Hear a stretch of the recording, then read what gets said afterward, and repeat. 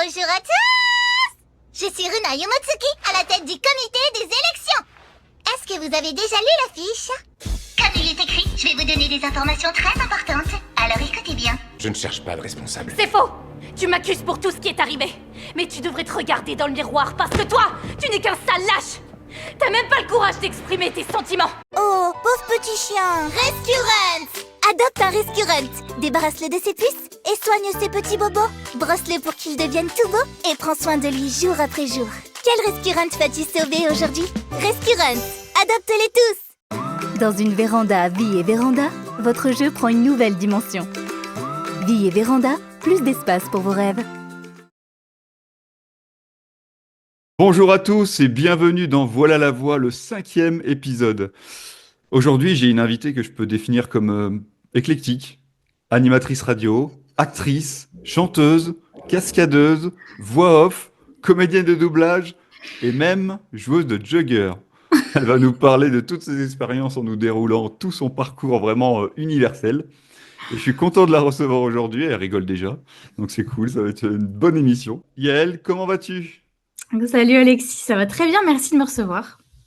Eh ben, merci à toi pour l'acceptation, c'est hyper cool, je suis ravi d'avoir... j'ai eu beaucoup de comédiens voix off, un petit peu doublage, là, beaucoup de doublage pour le coup, et ouais, pas mal de choses, et c'est cool, on va parler de tout ça. Et ben, je vais déjà te demander de te présenter, tout simplement.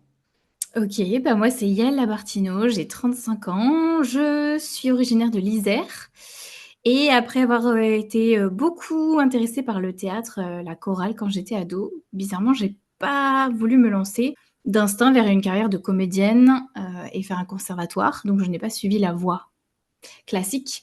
Et j'ai dû passer par la radio avant de trouver cette façon de jouer que j'apprécie particulièrement. Donc, j'ai été animatrice radio à Grenoble, dans 2 radios associatives où j'avais ma propre émission, où j'étais à la fois chroniqueuse, technicienne et animatrice, etc. Et j'ai découvert, on m'a fait faire un essai sur une pub et j'ai trouvé ça extrêmement difficile.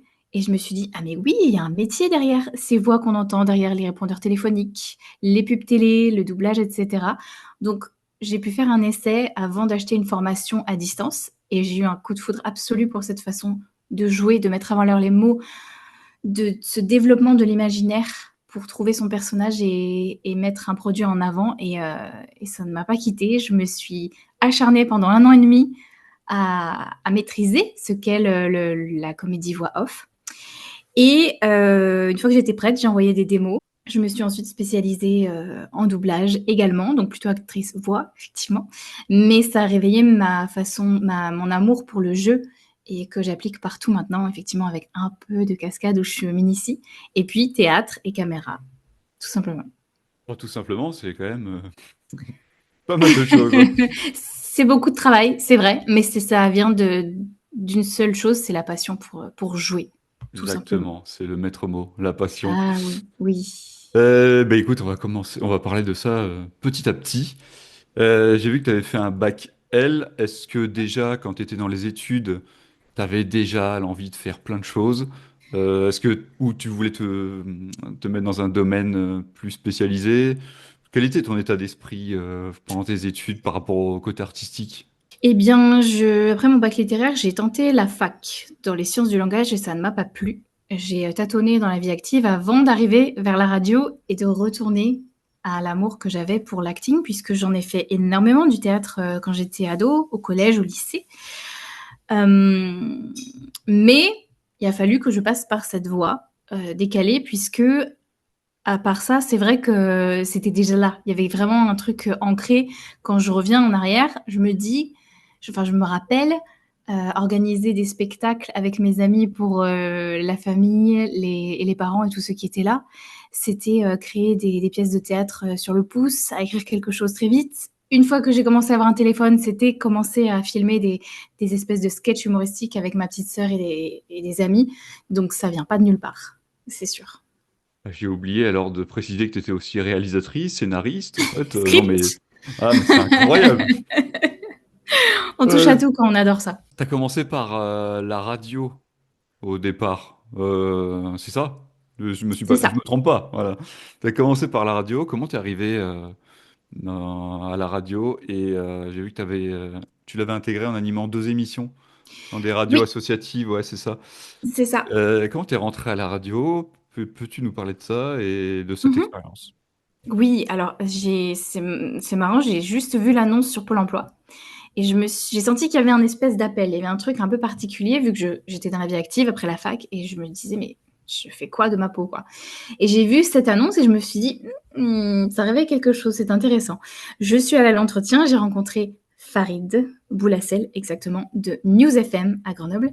Et l'entretien s'est très bien passé. Il a vu mon énergie, ce côté un peu voilà, peps, tout ça. Et en plus, comme c'est une radio dont la musique est axée autour du hip-hop, R&B, rap, tout ça, et ben moi qui écoutais énormément Skyrock, qui avait un attrait pour cette culture et des connaissances, voilà, ça a fait le taf puisqu'on était quand même formés, on était payés en plus, hein, j'ai de la chance que ce n'était pas juste en bénévole, c'était des contrats aidés pour apprendre le métier de la radio tout en le faisant, à savoir créer une émission, l'animer, faire les chroniques, les interviews d'artistes et le journal, le point info, un météo et info. Et là, en plus, je me rappelle que j'avais commencé à apprendre le ton journalistique pour Mm. tout ce qui est les petits flash infos qu'on faisait plusieurs fois par jour. Donc, c'est plutôt rigolo. Et après, bah, c'est en essayant une pub que j'ai découvert le métier de voix off. Donc, il y avait quelque chose déjà avec le micro, l'imaginaire. Et moi, c'est comme si je devais tout à cette expérience à Farid et à News FM. Ce qui est drôle, c'est qu'il y a quelques années, je suis retournée à la radio pour faire les enregistrements de la voix d'antenne et les jingles de News FM. Donc, si vous allez écouter News FM, vous m'entendrez. La boucle est bouclée pour moi, c'est un vrai plaisir. Et t'as pas eu peur en te lançant à la radio? Parce que c'est quand même, il faut avoir du débit, faut envoyer. T'étais un petit peu comme ça, genre pipelette ou à envoyer comme ça, ou ça Non, t'a là, il y a fait un 10 peu ans peur, quoi? d'expérience, il y a 10 ans d'expérience d'acting et d'avoir peur de rien. Mais effectivement, ça fait très peur quand le micro, enfin, quand la lumière s'allume et qu'on se dit je crois qu'il y a environ 30 000 personnes qui écoutent News FM chaque jour. Donc, on se dit, on a le stress, on a les tics qui s'installent, et les petits moments fébriles qui peuvent être là, mais ça s'apprend, on apprend à le gérer. Moi, j'avais une émission quotidienne du lundi au vendredi de 16h à 20h. Donc à force, on s'y fait et puis on oublie. Et on m'a donné un très bon conseil une fois que je n'arrête pas de donner, même maintenant, c'est que quand on écoute la radio, on est tout seul. En général, on ne le fait pas en famille ou avec des amis. Donc dites-vous que vous vous adressez à une seule personne. Et là, Ah ouais, c'est vrai. C'est c'est pas bien mal, vu, ouais, hein. ouais, c'est clair. Et alors justement, beaucoup commencent par la radio avant de devenir comédien voix. Il y en a qui commencent par le théâtre, il y en a qui c'est une reconversion complète, ils faisaient autre chose. Il y a des Toi, chanteurs. il y a des chanteurs aussi, Mhm. exact.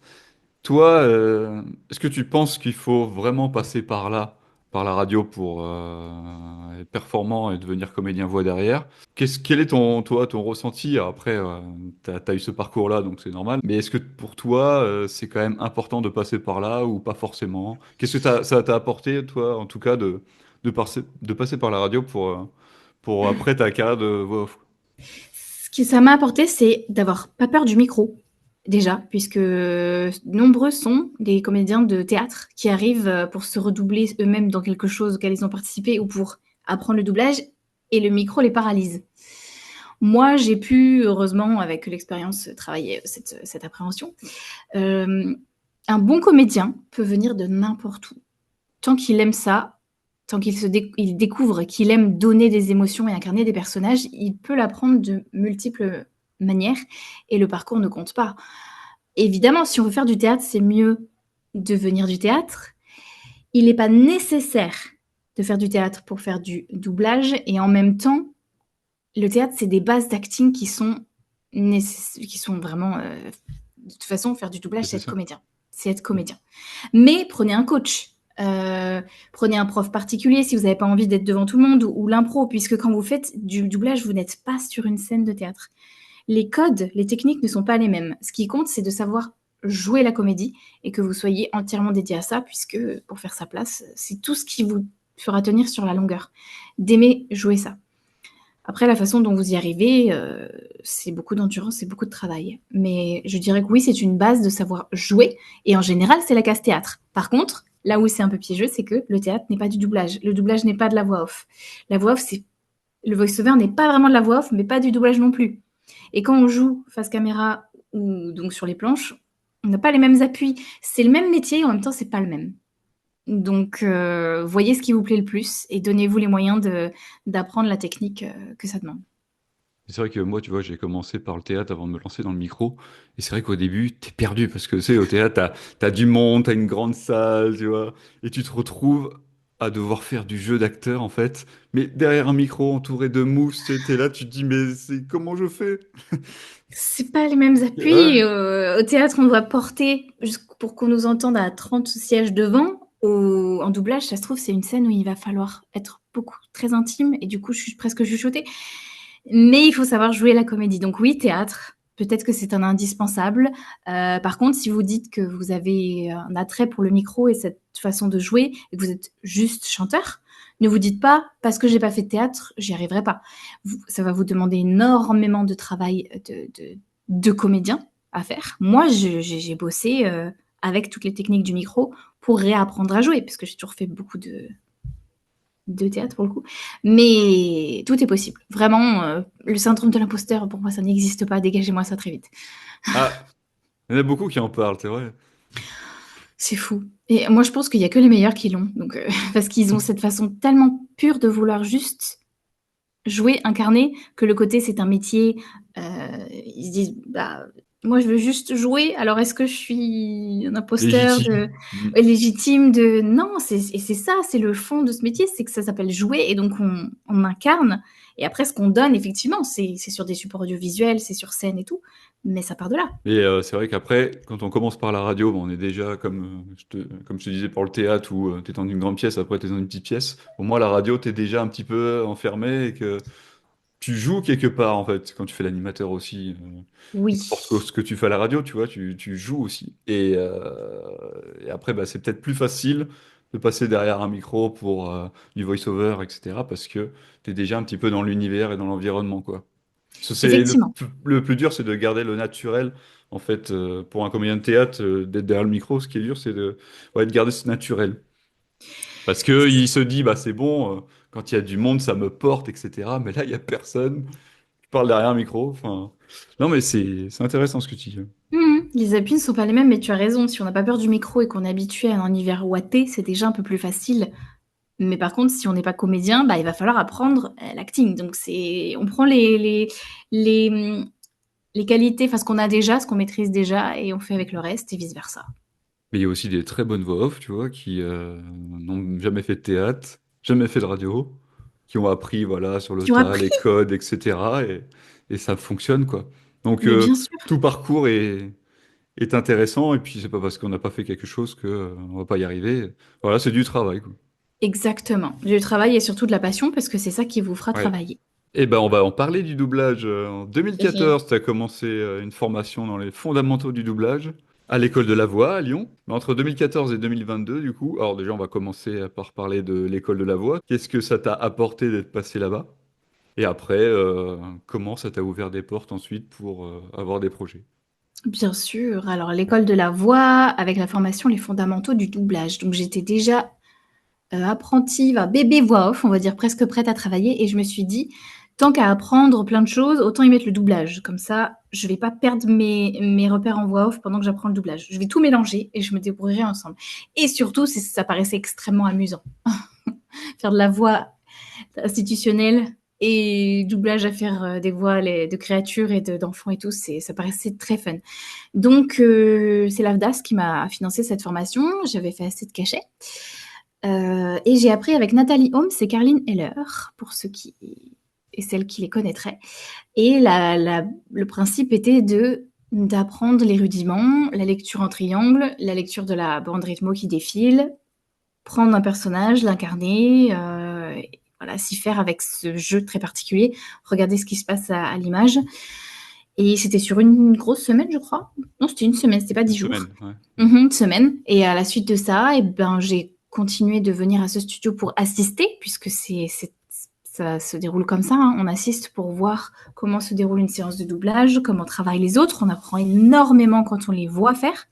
Il y avait Laurent Pasquier, il y avait Damien Laquet, tout ce beau monde. Et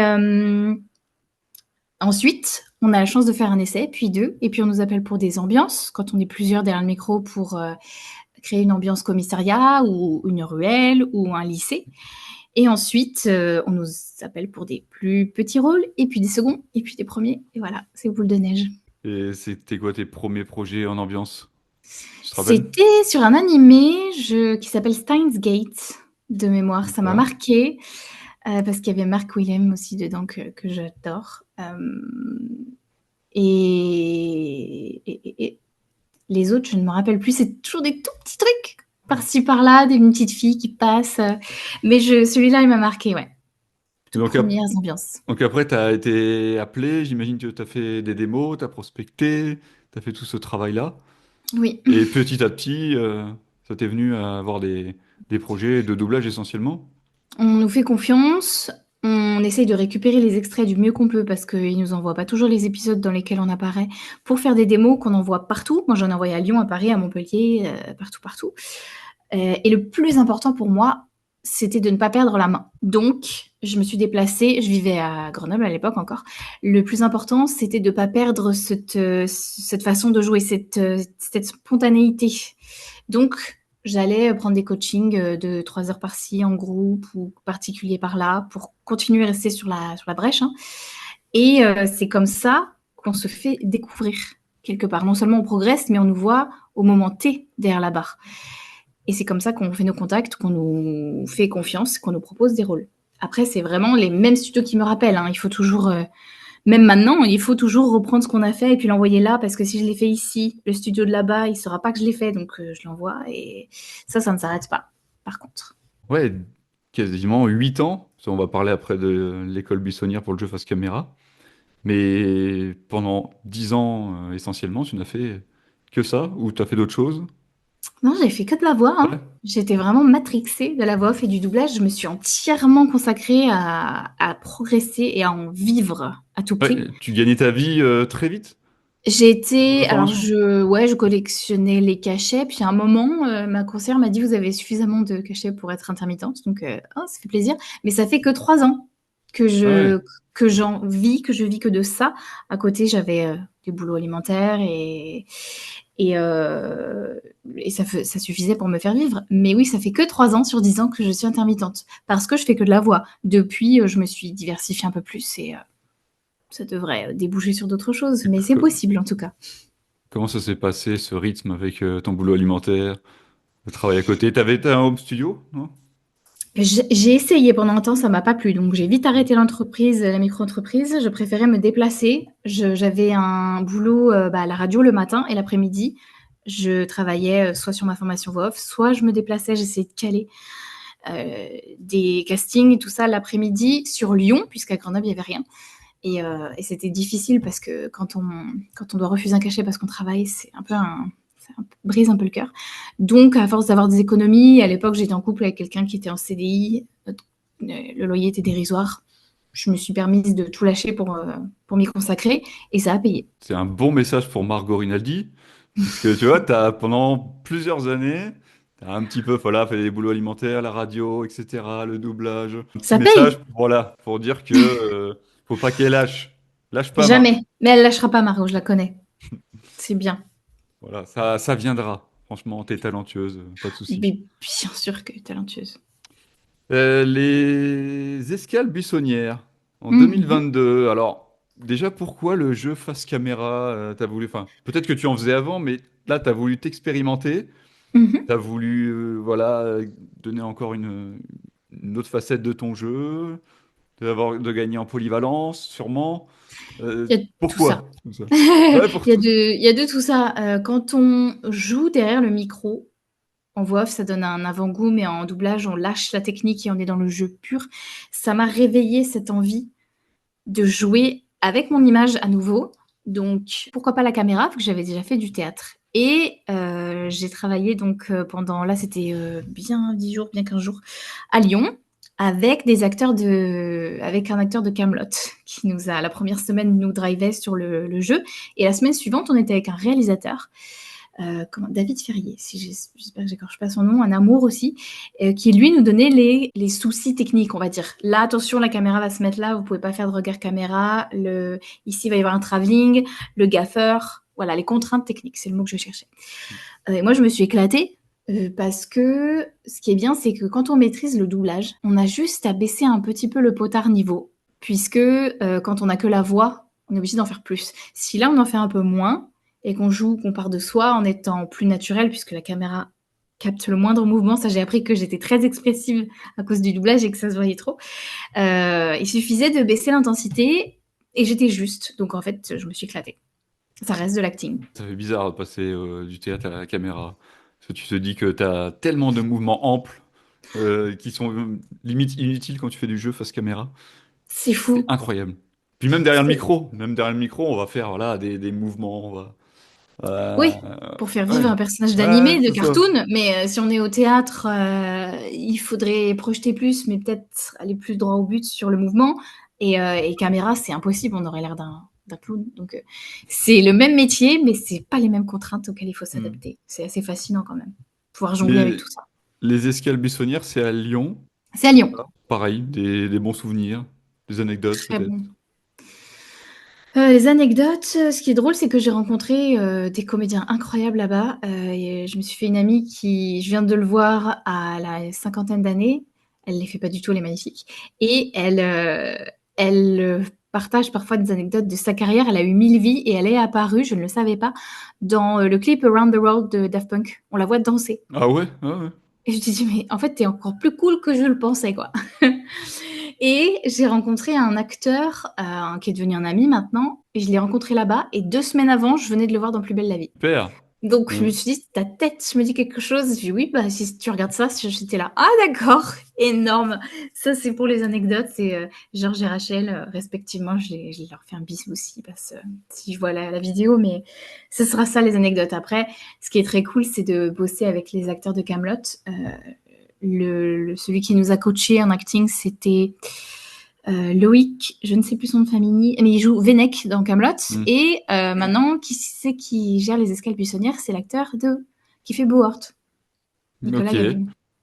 Ah ouais. Donc les voir arriver, c'est faire waouh, et savoir un petit moment groupie qui est sympathique. T'es à Paris maintenant? T'es plus à En Lyon? région parisienne, ouais. Non, je suis en Ok. région parisienne maintenant. Le fait d'avoir déménagé là-bas, donc t'as pas de home studio, donc t'es appelé davantage à aller en studio. Je Ouais, suppose. sur Paris, ça c'est pas mal. Surtout quand je suis arrivée en 2023, ça s'est pas mal accéléré. Être en Île-de-France, là où il y a beaucoup de travail, ça joue. Surtout que je m'étais déjà fait des contacts. Et là, quand on les garde, on nous rappelle plus. Et puis, comme ils nous font confiance, ils parlent de nous à leurs amis qui se refilent notre numéro, ça fait plaisir. Après, ça m'empêche pas de revenir sur Lyon, parce que je bosse régulièrement avec le studio Anatole, avec qui j'ai fait beaucoup de projets. Et ça, c'est Ça toujours va un plaisir vite. de Paris-Lyon en train, bouger. ça va vite. Oui, ça va très vite. Et après cette formation, tu t'es lancée comme actrice sur des courts-métrages. Ouais, j'ai eu quelques rôles, dont un principal sur un court-métrage d'étudiant où je jouais une intelligence artificielle, très d'actualité, Ah super! et où j'avais des contraintes techniques de l'enfer, c'est-à-dire qu'il fallait que je sois robotique, pas spécialement dans ma façon de bouger, mais où il fallait que je sois un peu froide dans ma façon de parler. Dans mes yeux, il se passait pas grand-chose et il fallait pas que je cligne des yeux. Et j'avais une montagne de textes à apprendre aussi. Quand on vient du doublage et qu'on a le texte qui défile, ça peut nous rendre peut-être un peu fainéants. Donc le fait d'apprendre à nouveau, ça a été un challenge.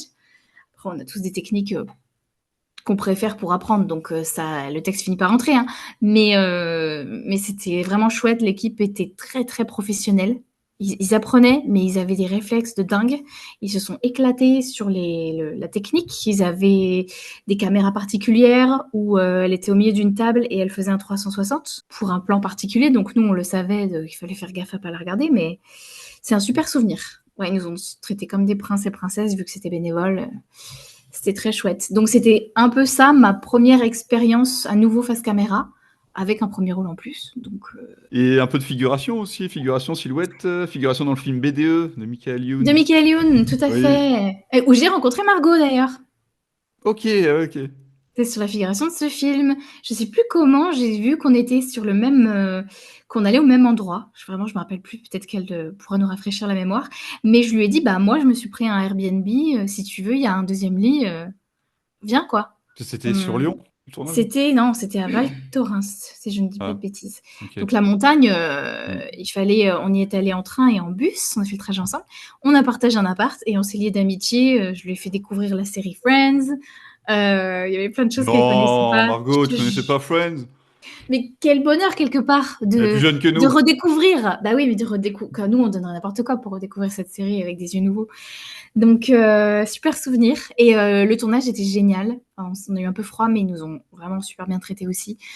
Euh, on allait au resto le midi. Et puis, il y avait un casting de dingue, que ce soit des acteurs du cinéma ou même du doublage, comme il y avait Lucien Jean-Baptiste. Mm. Ceux qui sont fans de VF sauront qui c'est. Et, et voir comment se fait un film en conditions réelles. Il y avait Ryan Bensetti aussi. Manon Azem, notre, la VF d'Hermione. Les voir reprendre les plans, comment ça se fait, comment on tourne, comment on est dirigé. On apprend énormément quand on observe et Et même en tant que la figurant. figuration, c'est génial pour ça. Pour ça, c'est génial. Tu vois du matos que tu vois pas ailleurs. Ouais. Euh, et puis ouais, t'es beaucoup dans l'observation, quoi. De toute manière, t'es là que pour ça. On est Donc là pour la attendre. plupart du temps, tu observes, tu te dis, tiens, comment ils font là, tac. Là, ouais, c'est génial, quoi. Ouais, Ouais, c'est on l'attente. apprend beaucoup, mais waouh. Mais on apprend. Comme en doublage où on va observer, on apprend, il n'y a pas de problème. Et on fait des jolies rencontres amicales ou même des pros qu'on voit travailler comme ça, qui reprennent 10 fois la scène, ils n'ont rien perdu en spontanéité, c'est génial. Mais la figure où il faut attendre des journées entières alors qu'on tourne que 20 minutes, sachez-le. C'est la réalité du truc. Et vous êtes payé, je sais pas, 80 € brut, si vous n'êtes pas silhouette ou... Donc, il faut le Ouais, c'est savoir. 98, Mais je crois, maintenant. moi, j'en ai eu à 98 105 brut. récemment, là, sur Oui, un film c'est ça, québécois. cinéma et télé, je crois. Et télé, là, je crois que Ouais. cinéma, bah, c'est 105. J'étais mieux payée sur un film québécois. Mais c'est un moyen de cachetonner, on va pas se mentir, hein. Mhm. Et donc, il faut le faire et c'est quand même enrichissant. Mais sachez-le, c'est 90-15% d'attente. Ouais, c'est ça. Silhouette, peut-être aussi. Figuration, silhouette. Silhouette, c'est quand on est bien identifiable. Ouais, silhouette parlante ou muette. Non, t'as pas. Muette, Non. Ouais, t'as silhouette muette. ouais, Et t'as silhouette parlante. Ouais. muette et parlante, au bout de 5 mots, je crois, quelque chose comme ça. Mhm. Et où on est mieux payé parce qu'on est identifiable. Il y a la doublure lumière aussi, je crois que ça c'est très bien Mhm. payé. Pour simuler le placement d'un acteur Ouais, qui n'est pas encore là. Ou... Moi, j'ai pas fait ça, mais bah, écoute, j'allais le dire. Ça se trouve, tu vas le faire un jour à la régie. Donc t'es parti. écoute, C'est pas, hein. je prends tout. Je, je vais tout faire. Alors, on va parler du doublage encore. Parce que c'est quand même Ce que ta le cœur principale préfère. activité, quand même. Ouais, ouais, on fait Tu as tout fait là. Je beaucoup fais de les deux choses. plutôt de manière équilibrée. Ouais, ben on va regarder de toute manière la page RS Doublage. Donc, bah déjà, tu es référencé sur RS Doublage, donc c'est que déjà, C'est un flex. C'est comme un on immense dit, hein, l'annuaire flex. du doublage français, tu peux te la péter, c'est bien. Je peux. C'est fait. Alors, il y a des noms que je connais pas, je t'avoue, j'ai pas trop regardé tout ça. Mais ce qui est un truc qui m'a interpellé, c'est le CAF Club, là. CAF Club, t'as fait toutes les voix? Le Cave Club, les Cave Club. Oui, c'est disponible sur YouTube et j'ai fait les 4 filles et Max, Mais il y a en anglais un autre aussi. comédien, le faisait, le seul mec. C'était en anglais, on est Oui, parti c'est de en l'anglais anglais, ouais. et on faisait la version française à Lyon. Eh ouais, ouais, Ouais. c'est, je pense, C'était. 4 personnages. Alors, on les faisait par perso. Ouais. Évidemment, je me donnais pas la réplique d'un personnage à l'autre, mais ça reste un peu quand même. À la fin, c'est plus qui on est, qui on fait, quoi. Alors, j'ai essayé de les différencier selon un grain de voix particulier ou une énergie Hmm. particulière. Elle, c'est la chef. Elle est un peu princesse. Elle, c'est le garçon manqué. Et la dernière, je sais plus. Je crois que c'était ma voix naturelle. Donc, ça m'a aidé à me caler, mais c'était très fun. Ouais, et puis, alors, par contre, j'ai vu chez Blind, ouais. Peter Pan, moi, je l'ai écouté, ce podcast, c'était il y a 2 ans, je crois. Des loiselles, ouais. Ouais, je l'avais écouté, moi, j'avais trouvé ça formidable. C'était vraiment trop bien. C'est dingue parce que chez Blind, t'as quand même des comédiens de doublage qui sont très Des forts et monstres. très expérimentés, des monstres, ouais, j'allais dire. Ouais, ouais. Et d'être intégré dans des projets comme ça, c'est terrible. Franchement, félicitations, quoi. Super. Ouais, là, j'ai donné la réplique dans Peter Pan à Boris Rélinger. Oh non. Oh, Si, Oh c'était là génial, je là. l'avais dans mon oreille pour lui répondre, c'était incroyable. Il y a un truc de fou. C'est dingue. Ouais. Ah Merci oui. la vie. La voix de Jason Statham, entre autres. Oui, du chapeauté Entre aussi. autres, ah ouais, non, mais. À qui j'en ai parlé, c'était avec Éric Lebré. Tu connais Éric Lebré? Pas sûr. Non, pas sûr, il est sur Mâcon. Il a été à l'école de la voix, il va souvent sur D'accord. Lyon aussi. Il a Ok. fait quelques voix d'ambiance pour série, j'allais dire Studio Anatole, de toute façon, parce que Blind, c'est au Studio Parce que Anatole. Blind, c'est Anatole, tout à fait. Voilà. Et je lui avais dit que la voix de Jason Statham, et d'ailleurs, je m'étais trompé dans l'épisode 1, j'avais dit que Jason Statham était américain. Non, il est britannique. Et j'avais dit que sa voix française lui collait à la peau, quoi. Du coup, Fort. Boris. Et vraiment, c'est. Je pense que ça lui voit mieux sa voix française que britannique. Que sa voix originale. Ouais, ouais. Non, mais j'avais écouté d'ailleurs déjà en VO Jason Statham et je le trouve formidable. Je trouve qu'il a un charisme incroyable et la voix lui donne un charisme Encore encore plus fort, au-dessus. quoi. Et oui, Ouais. oui, donc du coup, il a fait le chapeauté aussi et non, j'adore. Boris Rollinger, j'adore aussi Emmanuel Curtil. Évidemment, notre Ah, Jim Carrey national. ah ouais, non, c'est incroyable. Et on est de tout cœur avec eux d'ailleurs. J'ai encore vu. Ouais, ils étaient dans une émission hier, Emmanuel Curtil. Encore pour J'ai le vu. mouvement Touche pas ma Ouais. VF. Ouais, donc, Évidemment, touche pas ma VF, on est en plein dedans, hein. ouais. On est de tout cœur avec ça. Et c'est pour ça aussi que j'ai lancé ce type de contenu, si tu veux. C'était pour essayer de faire parler et de montrer les comédiens voix au maximum. Voilà, parce que, comme je dis, ils nous bercent tous les jours. Il y en a tous les jours pour aller au boulot. Ils écoutent la radio, ils écoutent des comédiens voix. Donc, C'est vrai. mais oui, non, Ou mais leur tous les série jours. préférée, et Une voilà. série Mm, préférée. Donc mm. voilà, de montrer qu'il y a des humains derrière, il y a du travail, il y a du boulot, il y a de l'émotion. Enfin, Tellement de non, c'est travail. c'est hyper important. Et voilà, j'avais dit à Margot aussi si je pouvais apporter ma pierre à l'édifice, même si c'était un pavé dans la mare. Bon, au moins, voilà, On j'essaye. prend. Ouais, Se c'était mettre en important valeur. de Ouais, le c'est très faire, bien. quoi. On te remercie pour ça, Ah pour bah cette merci initiative. beaucoup, c'est gentil. Billboard, e-learning aussi, publicité. Oui, Ouais, ouais, du chant pour Gulli. oui, pub chanter pour les jouets. Ouais, c'est Passe à génial. Noël. Oh, c'est trop bien. C'est très agaçant, mais Rôles difficile. principaux sur des séries Netflix aussi. Oui, le C'était, tailleur c'est en doublage, ça. Du en coup, doublage. et c'était lesquels ils sont sur RS? Alors, oui, le tailleur que tu vois, c'est Tailleur. pour, il est un, Ah, 2, le 3, tailleur, oui. Ouais, 5. ouais, Le ici. tailleur, c'est une série turque qui est diffusée sur Netflix et je double la comédienne principale. Là Incroyable. aussi, j'ai faisais un coaching en doublage. On était plusieurs. Le principe, c'est que c'est des directeurs artistiques, c'est-à-dire des comédiens qui dirigent leurs propres produits, qui viennent enseigner, bien sûr, et ça leur permet d'avoir un œil sur des nouveaux talents ou qui sait. Et comme ils nous voient travailler, ils savent si on est prêt, ils nous voient dans l'instant T, ce qu'on est capable de faire. Et c'est Julie Elmaleh qui a flashé, je sais pas, mais un jour, elle m'a appelé pour me dire j'ai un premier rôle pour toi pour une série Netflix. Eh ben, super. D'accord. Bah, super, j'arrive, je cours, je vole. Donc il y a eu 3 saisons et elle a toujours eu un super accueil. Elle était toujours dans le top 5 sur Netflix dès qu'elle sortait. Il y a plein de gens qui l'ont adorée et ce qui est drôle, c'est qu'ils m'ont pas reconnue quand je leur en parle. Parfois on me reconnaît, parfois pas du tout. Donc c'est un merveilleux souvenir, cette actrice. Effectivement, il y a une énergie, il y avait un truc qui a matché très bien. Je pense que Julie a eu le flair pour ça. Et je suis reconnaissante qu'elle m'ait choisi. On prenait le temps de faire quelque chose de très bien. C'est un peu de l'orfèvrerie, le doublage, hein. Et là, on a pu faire cette expérience et c'était génial. Le rôle principal, t'étais quand même combien de temps en studio? Alors, pour l'enregistrement d'une demi-saison, je crois qu'il y en avait 8. Donc, pour 4 épisodes, quand on a le rôle principal, on met une journée entière, 8 heures, Ok. la pause repas. Et en plus, on a pris le temps. Donc, Des épisodes en de combien général, de je fais ça. temps? 45 minutes. Ouais, ok. Mm. Ouais, ça envoie, hein. Intensif, Une c'est journée, intensif. ouais, Ah franchement. oui, il faut savoir ce qu'on fait. C'est un peu le désavantage, c'est que tant qu'on n'est pas prêt, on prend pas le temps de nous apprendre. Donc, il faut trouver le moyen de rester prêt et de bien maîtriser l'art qu'est le doublage. Et pour ça, n'hésitez jamais à investir, allez vous former où vous pouvez. Pas parce qu'il y a n'importe où. pas n'importe où, parce Pas que n'importe où, malheureusement, effectivement. il y a pas que Paris, mais si on n'a pas les adresses, c'est dommage. Ce que j'entends là-dessous, c'est que c'est super, il y en a plein qui sont disponibles des bandes rythmo sur YouTube, sur TikTok, sur Insta, etc. Mais vous n'êtes pas dirigé, donc vous savez pas si ce que vous faites c'est bien. Et quand vous arrivez dans des conditions réelles, vous perdez tous vos repères. Donc comédien, allez observer en doublage dans les studios. Je sais que c'est pas toujours facile, mais vous pourrez toujours trouver quelqu'un qui vous dira oui. Et allez vous former à la post-synchro. Même si c'est des. Moi, ce que je prenais, c'était des cours de 3 heures, hein. On est 8, c'est 3 heures. Il y a un DA actif qui nous voit et c'est fait. On peut. Je ciblais avec qui je voulais travailler, puisqu'il y en a qui me connaissent, d'autres pas. Selon le genre aussi. Des fois, on fait de l'animé, des fois, on fait du live.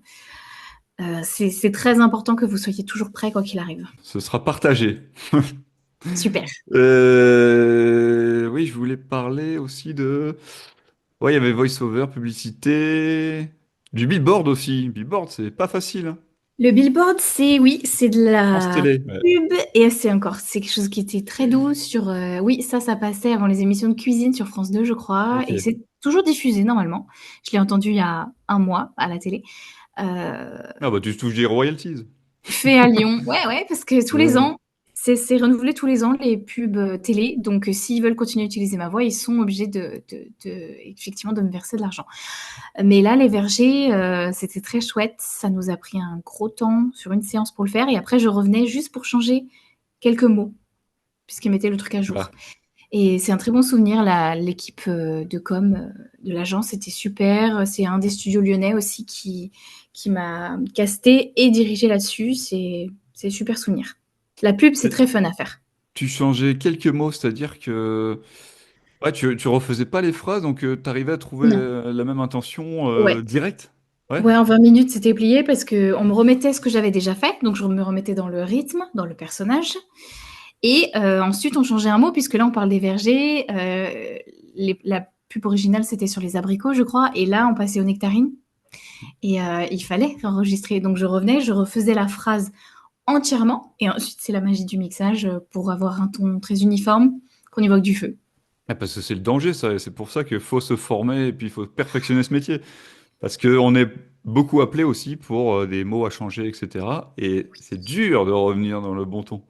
Oui, oui, oui, j'entendais ce que vous disiez de Laurent Pasquier dans l'interview de Ouais, Margot, que j'ai vu, bien sûr, où il arrive et que c'est un truc qui date d'il y a 6 mois, mais c'est pas incroyable. dérangeant ça, puisqu'on se remet dans ce qu'on est, on se fait le perroquet parfois, c'est-à-dire qu'on nous met ce qu'on a déjà fait dans l'oreille, on retrouve l'énergie, le perso, et on y va. Ouais, mais c'est Eric Lebray, justement, que je t'avais parlé, qu'il avait vu en direct ça. Et même s'il est conscient que les comédiens de doublage d'expérience sont, voilà, comme tu dis, c'est facile de revenir dans un perso, bah, il était quand même subjugué, quoi. C'est, enfin, Ça doit rester incroyable. impressionnant à voir. Moi, c'est vrai que quand vous le disiez avec Margot, je me dis, bah ouais, c'est easy, mais c'est Mm, parce que on fait ça depuis longtemps, Laurent, encore plus que moi. mm. On a été sur des projets ensemble en plus. Moi, je faisais la méchante dans un Power Rangers et lui, c'était j'étais le bras droit de Laurent Pasquier, quoi. J'étais son alliée méchante. Donc, c'est quelqu'un que j'admire beaucoup pour son travail. C'est juste qu'on sait ce qu'on fait. Ça reste Mm. impressionnant, c'est certain, mais Ah, mais c'est important de le savoir, parce qu'il y en a qui pensent que le doublage, c'est ouais, c'est bon, le mec il parle, et puis c'est tout, tu vois. Donc il c'est pour parle, ça que c'est oui. intéressant de le mettre en avant aussi, quoi. Tu vois? Oui.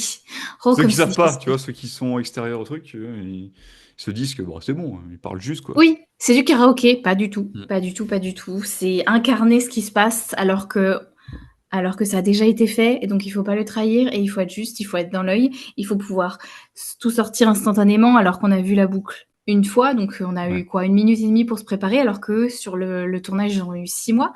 Ça demande une spontanéité de jeu, une instantanéité qui se travaille. Mais Et par contre, la récompense est c'est pour ça que je multiple. pars. Enfin, moi, mon avis en tout cas, c'est que un comédien de doublage, c'est le métier le plus dur, limite. C'est plus dur que le théâtre, c'est plus dur que l'acting. Parce que quand t'es dans l'acting ou le théâtre, t'es un peu dans l'environnement, t'es dans l'univers, t'as l'interaction. Comédien de doublage, bah non, t'es tout seul derrière un micro. Il faut que t'arrives à te mettre dans l'environnement du gars, du comédien, de pas trahir aussi ce qu'il fait, comme tu disais, d'être juste. Ouais.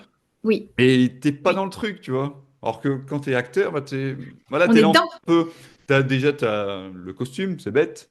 Bah, mais oui, ça mais ça joue. fait le moine, hein. Ah, mais clairement, dans le métier Voilà, d'acteur, ça fait le moine, hein. ça joue. Et t'es dans le contexte, t'as l'interaction avec la personne. Mais non, c'est pour ça qu'un comédien de doublage, pour moi, c'est vraiment c'est hyper dur, quoi. C'est très difficile. C'est une des techniques les plus dures, mais une fois qu'on l'a, le reste, ça paraît plus facile, puisque voilà, on se sert de ce qu'on voit à l'image pour le retranscrire, et n'empêche, la récompense, Gisèle, est multiple parce que c'est magique quand ça fonctionne. Quand ce qu'on vient de faire, ça colle parfaitement sur le labial et les yeux du personnage. Moi, je fais ce métier pour ça, je crois. Pour quand on voit le résultat, on voit que on y croit et on nous emmène dans l'univers d'Arcane, de ce que vous voulez. Je trouve que c'est merveilleux. Bah, c'est Laurent Garret, l'épisode 2, qui disait quand le doublage est réussi, c'est qu'il ne s'entend pas. On l'oublie, Et c'est vrai, parce qu'on c'est ne se vrai. rend pas compte. C'est pour ça que beaucoup de gens pensent que, ils se doutent que c'est des acteurs étrangers et qu'ils sont doublés en français. Mais combien il y en a qui se disent, bah ouais, bah c'est sa voix, quoi, tu vois. Oui, Bah, quand on est enfant, on croit que Bruce Willis, il ouais, parlait voilà, français. oui, voilà, tu vois. Mais pour ça, il faut que le doublage soit réussi, parce que s'il n'est pas réussi, t'y crois pas. Tu vois. Ça nous sort. Mm. C'est ça qui est triste. Ensuite, qu'est-ce que tu as fait d'autre? Je reviens sur la race doublage. Je suis fan de cette page, je crois. Donc, c'est le principe, elle est très bien faite. Un e-learning, mais bon, le e-learning, malheureusement, tend un peu à disparaître avec ce ton un peu froid, droit, factuel. Droit, posé, rassurant, tout à Ouais. fait. Des publicités, donc tu l'avais dit pour Gulli, partout chez Peugeot, pour la radio locale. Aussi, Oui, ça c'était il y a ouais, 1000 ans, c'était des petits spots locaux, mais qui font quand même plaisir. bah ouais, carrément. Du voice-over. Ça, J'adore ça. c'est une activité que tu aimes. Il y a quelque chose que tu aimes le plus ou t'es vraiment passionné, t'aimes tout? J'adore tout faire en voix off. Je suis moins fan de la narration, le livre audio. D'accord. T'as une Euh, raison? par- Ça demande beaucoup, beaucoup de temps et de patience. Et ça s'étend sur la durée. Après, c'est du travail qui nous est garanti, donc c'est super. Mais je crois que tout simplement, je m'amuse moins, alors que créer des personnages loufoques en doublage ou pour les histoires pour enfants, ou le voice-over, c'est quelque chose que j'apprécie particulièrement, puisque on est à la fois, c'est du doublage, mais plus tiré vers le voix off, mais c'est pas aussi plaqué que la voix off. C'est un jeu très naturel où on colle le plus à la personne qui a l'image, et il y a quand même des moyens de s'amuser. Je l'ai pas, je sais plus s'il est noté là, mais il faudrait que j'en parle à la personne qui gère la page RS Doublage. Mais j'ai fait Séduction haute tension sur Netflix. Plein Ah de versions ouais, de trucs de télé-réalité, c'est ah, tellement drôle à génial. faire. C'est Je l'ai génial. pas vu, mais je l'ai vu passer, évidemment. Mais... Faut aller voir. Je suis dans la version allemande si tu veux aller voir. Ok. Il y a eu des versions latino et bien sûr américaines. Mais c'est tellement drôle à faire. J'aime beaucoup le Oh. voice-over. Eh ben, c'était franchement des très beaux projets, tout ça. Et ça Oui. continue, Et ça et continue. franchement, c'est cool. Et puis, bah, tu fais ça maintenant depuis 2014, donc bah, ouais, plus de 11 ans Ouais, maintenant, ça quoi. y est, hein. Ouais. Passé les 10 ans. Mhm. Mm. Mais c'est que le début, quelque part. C'est que le début, je l'espère de tout mon cœur. Moi, je veux continuer à faire de la post-synchro, qu'on me confie des rôles plus importants, juste parce que ça veut dire qu'il y a plus de choses à jouer. Mm. Et je commence à donner des coachings en voix off aussi à des amis comédiens qui s'y Mm. intéressent, mais qui n'ont pas vraiment fait de voix, pour qu'ils se confrontent à la technique qui est vraiment très particulière et qui est basée sur la répétition, la répétition, la répétition. On Mm. s'enregistre, on recommence, on refait. Qu'est-ce qui va pas? Est-ce que c'est fluide? Pourquoi je bute sur ce mot? Mm. J'aime faire ça, j'aime pouvoir donner mon expérience, mes petits tips et raccourcir le temps que moi j'ai mis. Ça, c'est un truc auquel je tiens. Si je peux emmener un comédien assister avec moi en doublage, je le fais sans problème. Eh ben, c'est bon à Pas de savoir. concurrence pour moi. Ouais. Moi, ça, moi, il faut que j'y aille. Faut que... Ouais. Ouais. Viens, je t'emmène. Ouais, non, non, mais faut vraiment que j'y aille voir le doublage parce que, voilà, comme bah, tu en parlais tout à l'heure, moi, je m'amuse un petit peu avec les vidéos sur YouTube et les bandes rythmo qu'ils créent, mais voilà, je veux vraiment voir, comme tu disais, si c'est juste, si, voilà, vraiment d'apprendre, quoi. Tu vois. Ouais, diriger, c'est la base. Sinon, Et c'est pas, on prend des ça mauvais réflexes. m'éclate. Et enfin, c'est éclatant, quoi. Moi, ouais, j'aimerais beaucoup, quoi. Donc, bah, pourquoi pas, on en reparlera. Bah ouais, on en reparlera, t'as mon numéro. Est-ce, est-ce que avec l'IA qui, voilà, qui pointe le bout de son nez, est-ce que tu sens que tu as perdu un peu, bah, en, pas en chiffre d'affaires, parce que t'es pas auto-entrepreneur, mais en cachet, est-ce que tu sens que voilà, Tu gagnes moins qu'avant. Je sais qu'à un moment, ça s'est beaucoup ralenti, à la fin d'année dernière là, pour beaucoup de monde. Alors je pense pas que ce soit l'IA, honnêtement, mais ça a touché tout le monde. Peut-être que certains projets se sont ralentis, peut-être qu'à un moment, il y a eu des incendies aussi à Los Angeles. Ce qui fait que si Oui. ça arrête certains tournages, et ben, il y a pas de VF à faire derrière. Donc en fait, c'est toute une histoire d'effet papillon là. Je sais que ça arrivait à beaucoup de comédiens, donc je me suis pas inquiétée. En plus, moi, je sais que je fais ce qu'il faut, que je suis toujours ponctuelle, professionnelle, que les gens m'aiment bien, il n'y a pas de raison que je travaille pas. Donc, j'étais pas inquiète. Je savais que c'était le creux de la vague et que ça allait repartir et j'en ai profité pour me diversifier sur d'autres choses, juste pour le plaisir de jouer et d'ajouter des cordes à mon arc, évidemment. Ah, ça, oui, tu t'es diversifié. Ah ça, j'ai pas fait les choses à moitié. Mais l'IA, honnêtement, si on en parle, moi, j'ai pas peur. Je pense que les comédiens sont surtout en colère que ça existe. Après, je parle pour moi. Peut-être que ça leur fait peur que ça pique le travail et c'est normal que ça puisse arriver et c'est scandaleux, c'est révoltant, vraiment. Mais moi, je peux pas croire que c'est les prods qui veulent faire ça puisque, on va pas se mentir, c'est parce que c'est moins cher à créer. Mais c'est tellement moche que le public n'acceptera pas ça. On peut pas baisser en qualité sur Game of Thrones, sur toutes les séries qu'on fait, parce que ça aurait été créé par ordinateur. Moi, je peux pas croire que les gens vont préférer écouter ça que des comédiens qui mettent leurs tripes sur la table. Moi, je sais que si mon personnage pleure, je pleure avec. Et pourquoi on aime, parce qu'il y a un certain attrait pour le doublage en France, on adore nos voix, les voix avec qui on a grandi, certains personnages, Richard Darbois, qui a été le génie dans Aladdin, tout ça, ça a bercé notre enfance. Ça nous parle pour une raison. Et pourquoi on aime que nos personnages préférés pleurent ou crient ou soient en colère ou fassent un deuil, c'est parce que ça nous arrive à nous aussi. Nous, on vit ces émotions pour les donner, pour les transmettre au public. Et les robots, ils ne font pas ça. Donc, je refuse de croire que le public ne boycottera pas ça et que ça soit voué à disparaître. L'IA est présente dans notre quotidien, bien sûr, mais il faut que ce soit encadré, sinon c'est une catastrophe. En plus, c'est une catastrophe écologique, ça je l'ai appris il n'y a pas longtemps. Donc, quel est le bénéfice? Je ne sais pas trop. Richard Darbois aussi, c'est Buzz l'éclair. Oui, Buzz Ouais. l'éclair, vers l'infini et au-delà. La voix de Indiana Jones, également. Mm. Et de tant de voix. Ouais. Ouais, le méchant dans le Retour vers le futur aussi, Mm. Biff Tannen. Ouais, mais c'est vrai que c'est inquiétant et quelque part, même, tu vois, les enfants, les tout petits, leur faire écouter sur de l'animation de l'IA, même eux vont se rendre compte et j'ai peur, moi, qu'ils voient moins d'animation, tu vois, à cause de ça. Parce que même eux vont voir qu'il y a... Bah, en plus, c'est un âge où tu dois te faire transmettre justement l'émotion, etc. Ouais, Et s'il n'y en a pas, bah, qu'est-ce qu'on va qu'est-ce qu'on va leur inculquer aux enfants, tu vois? Donc, ouais. ouais, c'est affreux. Moi, en voix off, c'est un peu plus plaqué. Peut-être que ça pourrait grignoter un peu une part de marché. En doublage, c'est impossible. Moi, je me rappelle que je pleurais des litres de larmes devant Cro-Blanc parce que quand il lui dit de partir, c'est qu'il le fait fuir pour le protéger.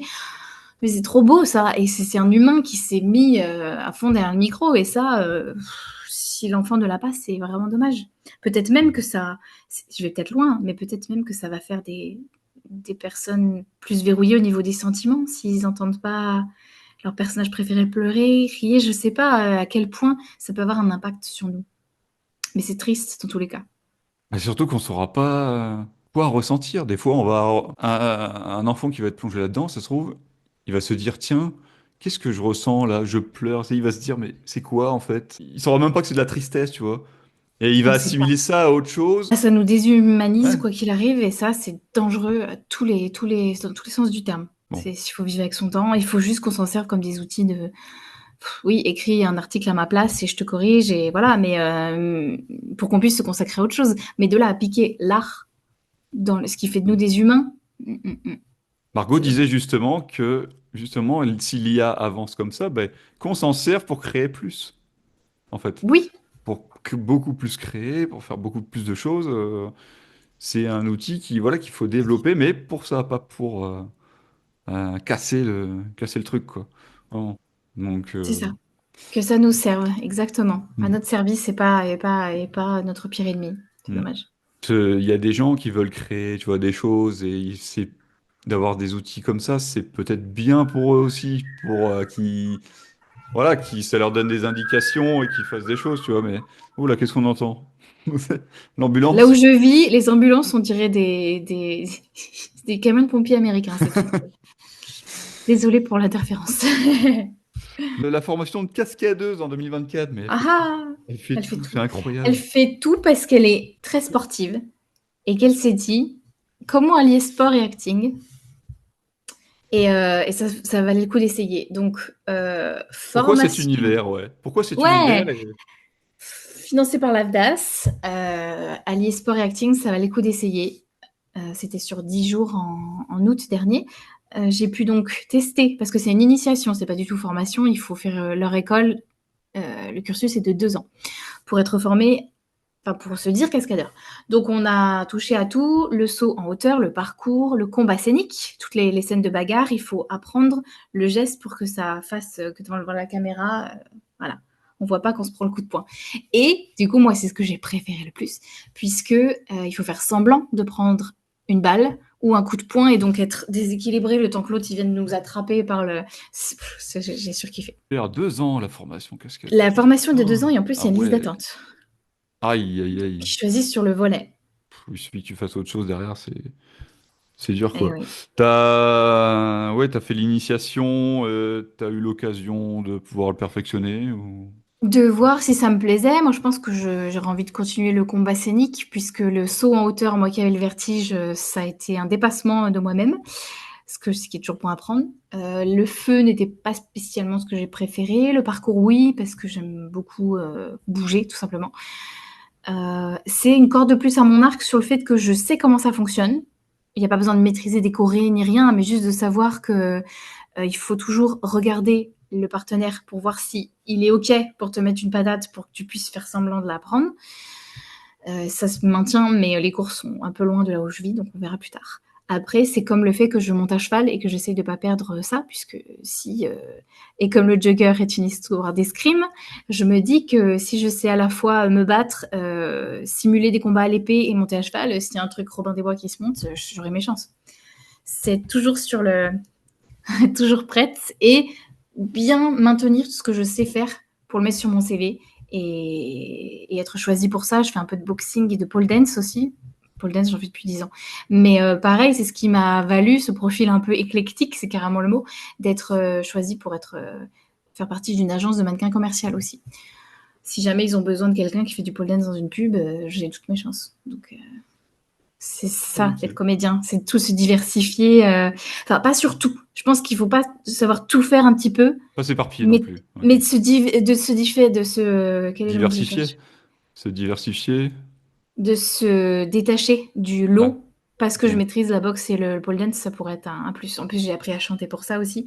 Quand on fait de la voix, apprendre à chanter, c'est un vrai plus. Et si je peux être une princesse Disney, ce serait super. T'as parlé du jugger. Bah tiens, on va en parler justement. C'est Là, j'ai parti! dit, mais c'est quoi ça? Je veux, mais... Alors, c'est un mélange de touch rugby et d'escrime. Oui, On joue à 5 contre 5 et le but est de toucher l'adversaire avec une arme en mousse pour l'immobiliser le temps que notre coéquipier qui a la balle puisse aller marquer en face. J'ai piqué ça sur RS Doublage. c'est normal, j'avais donné cette Voilà. explication-là. Il faudrait que je la simplifie un peu. Mais pour faire court, on est là. Faut On toujours mentionner est. où tu piques les trucs. Donc je le fais.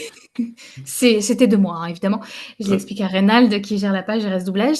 Le jugger est un sport inventé par les Allemands il y a 30 ans, adapté d'un style de combat sportif qui existe dans un film qui s'appelle Le sang des héros. Le principe, c'est de se tabasser dessus avec des armes en mousse, évidemment, juste pour que quand on touche quelqu'un, c'est vraiment de l'escrime, hein, on n'a pas besoin d'y aller fort ou de fracasser. De toucher pour que celui qui est touché prenne une pénalité de temps, mette un genou à terre. Et le principe est d'immobiliser le plus d'adversaires possible, parce que si on a la balle, on arrive tous au milieu du terrain en même temps pour la récupérer. Il faut qu'on puisse avoir le passage pour passer. C'est aussi simple que ça. Après, il existe des différents types d'armes, il y a des stratégies, et c'est un vrai sport, puisque c'est très cardio. Mais tu dois avoir Mais ça plusieurs reste, arbitres. Excuse-moi, ça je te reste coupe. Tu dois avoir ludique. plusieurs arbitres. Il Parce y en a qu'à 4. à l'escrime, il y a un indicateur, un capteur qui dit Oui, que t'as pour la touché. touche. Là, le mec Voilà. peut tricher en fait, des fois. À l'œil nu. Alors non, heureusement, c'est une communauté qui est fascinée, passionnée, matrixée par ça. Vu qu'on y est toujours, quand on se déplace en tournoi, c'est de nos deniers, hein. Donc, On est fair play, évidemment, il peut toujours y avoir un ou deux mauvais joueurs dans l'eau, mais je te confirme qu'il y a 4 arbitres autour du terrain pour voir qui a été touché en premier, parce que parfois, dans le feu de l'action, on n'est pas sûr d'avoir senti. Parfois, on fait des doubles, on touche la personne en même temps, donc on met tous les deux le genou à terre. Et on est très fiers de faire ce sport. Moi, j'ai rejoint l'asso il y a 3 ans. Elle existe depuis 7 ans. C'est Jugger Paris, et on est l'équipe des mécanhydres, et on défend les couleurs de la France à l'étranger, puisqu'on se déplace en Espagne, en Allemagne. Si on pouvait, on irait plus loin, parce qu'il y en a au Japon, en Australie. Et on est très fiers. Les championnats du monde, du coup. Il y a les championnats du monde. Ouais. On est allé en Espagne il y a 2 ans. Ouais. Faire Ça va. la Coupe du Monde de Jagger. C'était dingue. Il y avait plus de 60 équipes qui venaient du monde entier. C'est un sport qu'on veut faire connaître parce que c'est très original, et c'est très complet, et c'est à la fois ludique et très inclusif. C'est mixte, évidemment. Et il y a un côté c'est vraiment l'esprit Coubertin, sachant qu'avant et après chaque match, on fait des câlins à l'équipe adverse en lui disant have fun, good game, amusez-vous, et on va se latter, mais on va le faire dans les règles, en sécurité. C'est très respectueux, ouais. Ça gagne à être connu, donc dès que je peux, je le mentionne. Et en plus de ça, je maîtrise l'escrime médiévale grâce à ça. C'est de quelle origine, ça? Le sport? Ouais. Alors, c'est extrait donc d'un film australien, mais c'est les Allemands qui en ont fait un sport il y a 30 ans sous la fédération escrime. Nous, on est sous la fédération GN, les grandeurs nature, là, les reproductions de combat médiéval. Ça reste un vrai sport. Hein. Donc, le but est de faire connaître ça et de recruter. On est présent sur tous les réseaux. Il faut réaliser un film là-dedans. Il faudrait qu'on puisse faire une version française. C'est une très bonne idée, ça. Ah, toi? On a plein de comédiens dans la bande en plus. Ça pourrait être très drôle. On peut faire après une version étrangère. Tu ferais la voix, de toute façon. Oui. Alors, ouais. on s'est dit qu'on ferait une version française parce qu'on n'était pas sûr qu'il y en avait une. Et puis, en fait, si. Mais faire un film français autour du Jugger, ce serait merveilleux. Très bonne idée, Alexis. Ah, bah tu vois, à mettre en place. Allez, c'est parti. Non, mais c'est vrai, il y a des choses inconnues. Après, peut-être que je suis inculte pour le coup, mais je connaissais pas. Non, personne ne connaît, je te rassure. Hein. Je dis, moi je fais du jugger, du jogging. Non, du jugger. non, c'est pas connu, c'est normal. Ouais. Pas confondre avec Jagger. Hein. Non, avec Jagger. L'abus d'alcool est dangereux pour la santé, attention. Attention. Consommer avec modération. J'en apprends des choses. Ravi. Dans ces interviews, donc c'est trop cool. Et puis, bah écoute, on touche à la fin. Hein. Franchement. Ça passe vite quand on s'amuse. Merci beaucoup. Ah ouais, non, franchement, c'était très plaisant. Et Merci ravi parce que moi, je suis aussi fasciné par tout ce qui est doublage et de pouvoir interagir avec comédienne qui en fait souvent. Ça m'éclate. Si tu connais, bon, après dans ce milieu, tu en connais beaucoup des comédiens, mais n'hésite pas à leur parler de l'émission, même des gens connus. Oui, mais bien sûr, dès que la vidéo sortira, je fais toujours une petite story pour dire allez voir. Comme ça, on voit le concept, on voit le guest, et enfin l'hôte plutôt. Et évidemment, s'il y en a qui veulent participer. En fait, j'essaye de penser à qui serait intéressant aussi pour ton émission. Tu as un concept en particulier ou pas, toi? Non, mais peut-être qu'il y en aura d'autres, ouais. Tu sais, j'avais pensé à... Alors, c'est tous les comédiens voix off et doublage. Après, ça peut aussi s'élargir. Et là, c'est en sorte de duo, mais ça peut aussi être en groupe, pourquoi pas. Et aussi, c'est en vidéo, et j'aimerais bien un jour le faire en présentiel, mais il faut un budget. Donc, j'ai des idées, mais je serais ravi de recevoir d'autres personnes. Je suis très motivé pour ça, en tout cas. Je vais penser à des profils qui seraient intéressants. Je pense à mon ami Mathieu Solence aussi, qui est très présent sur les réseaux. Ce qui fait il est comédien et comédien de doublage, mais il fait des imitations qui sont incroyables. Donc de Boris Rélinger, de Jean Piat. Non, il est incroyable. Donc lui, c'est quelqu'un qui gagnerait dans ton émission. Un imitateur maintenant. Bah, écoute, un imitateur. Il se définit comme imitateur. Ouais, pas mal. C'est pas mal. Bien vu. Bien vu. Peut-être que aussi, j'y pense, je sais pas pourquoi, mais d'être ventriloque. Peut-être aussi. Ouais, en vrai, oui, je connais pas, mais Ça peut être carrément. pas mal. Ouais. Carrément. Je sais pas pourquoi j'ai pensé à ça avec les imitations. La discipline est dingue. Ouais. Mais je trouve ça fascinant aussi comme méthode. J'aimerais bien aussi faire une petite initiation. Non, ça peut Il être faut, bien cool. il faut Il y tester a plein de plein de choses. choses, il y a plein de choses à faire. Créer, T'es bien placé s'il pour le savoir qu'il y a plein de choses à faire. s'il vous plaît. Partez de là. Créer, créer, créer. Ne restez pas sur vos acquis. C'est ça qui maintient le cerveau jeune en plus, d'apprendre constamment. J'avais appris le ukulélé pour m'accompagner au chant. Mhm. Ça vous maintiendra jeune et c'est ça. C'est la création qui fera de nous des humains et qui fera reculer la robotique. Si on Ce peut sera le dire. mot de la fin, il est parfait. Merci Coupé. beaucoup. Ça s'arrête là. Merci à toi Merci Alexis. et bah, écoute, bonne soirée, puis, Également, à bientôt. à bientôt. Et puis, merci d'avoir suivi l'émission et on se retrouve pour le prochain épisode de Voilà la voix. Au Bonne revoir. soirée à tous, ciao! Vous êtes comédien voix et vous souhaitez participer à cette émission afin de parler de votre expérience et de votre vécu dans ce métier? Contactez-moi sur les réseaux sociaux par message privé et je vous répondrai pour préparer l'épisode ensemble et fixer une date d'enregistrement. Je vous souhaite à tous un bon visionnage, une bonne écoute et à bientôt. Ciao!